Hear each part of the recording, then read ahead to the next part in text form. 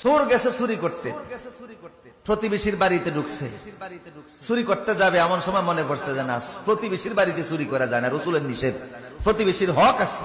হাসরের ময়দানে যদি আল্লাহ আমারে জিজ্ঞেস করে প্রতিবেশীর হক আদায় তো করলি না, চুরি করতে গেছিস, আমি কি জবাব দেব? চুরি করা যাবে না, চলে গেছে। পরের দিন গেছে চুরি করতে আরেক ঘরে, ঘরের ভিতরে চুরি করতে যাবে, দেখে যে মূর্তি, খোঁজ দিয়ে দেখে এটা খ্রিস্টানের বাড়ি। আরে যিশু খ্রিস্টের মূর্তি এই বাড়িতে, বুঝে গেল খ্রিস্টান। বিদুর্মীর ঘরে আমি মুসলমান চুরি করব, এটা হয় নাকি? বিদুর্মীর ঘরেও চুরি করলেন না। এরপরে গেছে আরেক ঘরে, যে দেখে ওই ঘরে মূর্তির সংখ্যা আরো বেশি, এটা নমস্কারের ঘর, হিন্দুদের ঘর। ভাবলেন এই ঘরে তো আরো চুরি করা যায় না, ওরা মুশরিক। এরপরে চিন্তা করলেন না না, একটু দূরে যাই। চতুর্থ রাতে দূরে চলে গেছে এক বাড়িতে, ঘরে যে ঢুকছে চুরি করবে। দোতলার ভিতরে সিন্ধুক, দোতলায় উঠে সিন্ধুকের টাকাগুলি নামে গুনতেছে। গনার সময় দেখে কিছু টাকার উপরে লেখা আছে এটা হালাল টাকা, এই টাকা যাকাত দেওয়া হয়েছে। কিছু টাকার গায়ে লেখা এটা অবৈধ টাকা, এই টাকা যাকাত এখনো দেওয়া হয় নাই। চোর চিন্তা করে চুরি যখন করবো তো হারাম টাকা চুরি করে লাভ কি, হালাল টাকাই করি যেটা যাকাত দেওয়া হয়েছে।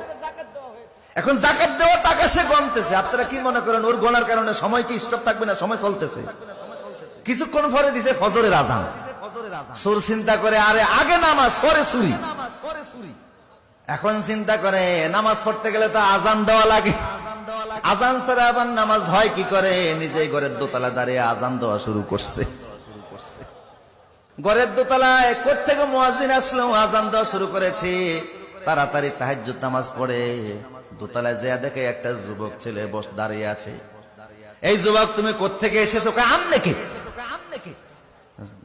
উনি বলে আমি এই ঘরের মালিক। কয় ফজর নামাজ পড়ছেন নি? কয় না এখনো পড়ি নাই। উজু আছে নি? কয় উজু তো আছে। একামত দেন মিয়া। চোর হইলো ভালো করে জানে যে নামাজ পড়তে হলে আজানও দেওয়া লাগে, একামতও দেওয়া লাগে। বললো একামত দেন। বুড়ারে পাশে দাঁড় করায়া একামত দিয়েছে, নামাজ পড়া শুরু করে দিয়েছে। এত সুন্দর তেলাওয়াত, ঘরের মালিকের চোখ থেকে টপ টপ করে পানি পড়া শুরু হয়ে গেছে। এই যুগের বহু আলেমের চাইতো সেই যুগের সুরের তেলাওয়াত অনেক শুদ্ধ ছিল। কথা বলেন ঠিক কি না? ওরা তিলিল কোরআন তার তিলা, কোরআন তেলাওয়াত করা লাগবে শুদ্ধভাবে। কিভাবে?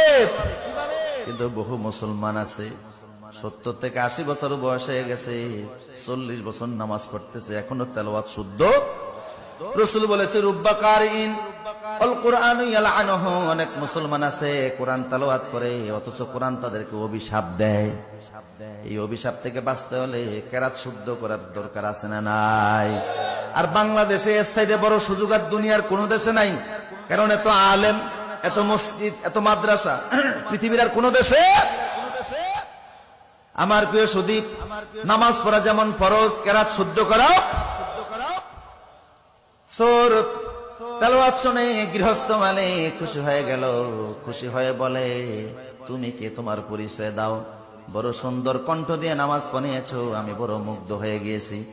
চোর বলে আর পরিচয় দেওয়ার দরকার নাই, যা হওয়ার তা হয়ে গেছে, আমি যাচ্ছি, আসসালামু আলাইকুম। উনি বলে না, পরিচয় দেওয়া লাগবে। কেন এসেছো আমার ঘরের দোতলায়? তুমি কেন আসছো? কেমনে ঢুকছো? যুবক বলে আসছিলাম একটা কাজে, এখন আর সুযোগ নাই করার, ধরা পড়ে গেছি। মালিক বলে না, বলা লাগবে।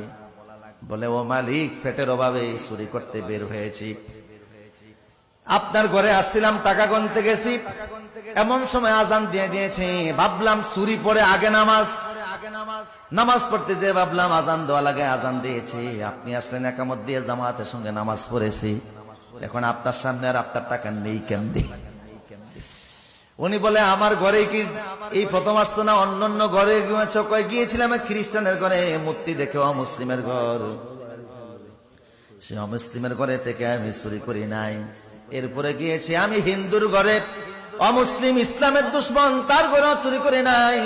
এরপরে গিয়েছি প্রতিবেশীর ঘরে, তার ঘরেও চুরি করি নাই। তারপরে আসছি আপনার ঘরে। এইভাবে করে আপনার ঘরে আইসাও তো নিতে পারলাম না। উনি বলে তুমি যাইতে পারবা না, তুমি এখানেই থাকো। তালা মাইরা নিজে নিচে গেছে, যুবকের ঘরে আটকে নিচে চলে গেছে। স্ত্রী রে, নিজের কন্যা বিবাহের উপযুক্ত হয়েছে, একটা মুত্তাকি ছেলে তালাশ করতেছিলাম। আমার তো সন্তান নাই, ছেলেও নাই, মেয়েও নাই, একমাত্র মেয়ে ছাড়া। বিশাল সম্পত্তির মালিক আমি। একটা মুত্তাকি ছেলের হাতে মেয়েটাকে তুলে দিতে চাইছিলাম। এখন সেই মুত্তাকিরে আমি উর্ফে তালা মাইরা থুইছি। বউ কয় মুত্তাকি বুঝি উর্ফি দিয়াই, ঘরের দরজা আছে না? কিভাবে ওখানে তালা মারলেন? কয় বউরে আসছিল ফ্যাটের অভাবে চুরি করতে। চুরি করতে আসছে, কিন্তু চুরি করে নাই। আমার মনে সুযোগ পায় নাই, সেই জন্য নিতে পারে নাই, ধরা পড়ে গেছে। আমার মনে হয় তার হাতে যদি আমার গোটা সম্পদ তুলে দেয়, তার দ্বারা তসরুফ হবে না। কারণ অভাবের চোর এক জিনিস, আর স্বভাবের চোর। অভাবের চোর যারা, তাদেরকে অল্প দিলেই তুষ্ট হয়ে যায়।